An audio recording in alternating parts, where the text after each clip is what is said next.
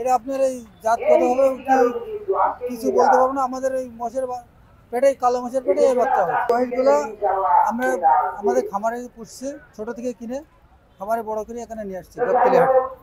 এই যে মানুষ আকর্ষণ করতে ভালো দেখছে, দেখে পছন্দ করছে, এমনি দেখতে অনেকে ভিড় জমাচ্ছে, অনেক ক্রেতা আসছে, দাম বলছে, একটা বিক্রি করেছে আর 3টা এখনো আছে।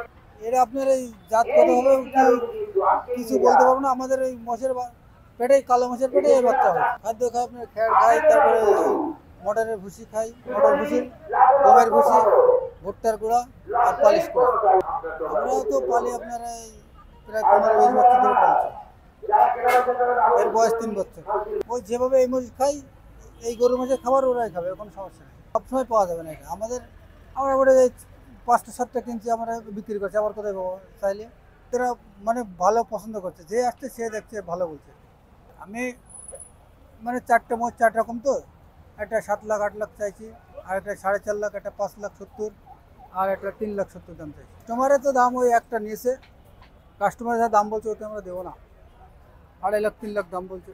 হ্যাঁ, মেয়ে কাস্টমার আসছিল একটা, এসে কি বলছে? এসে গোলাপি কালার একটা পছন্দ করেছিল, তারা 3 লাখ দাম বলেছে। আমি বললাম 5,70,000 হলে দেবো।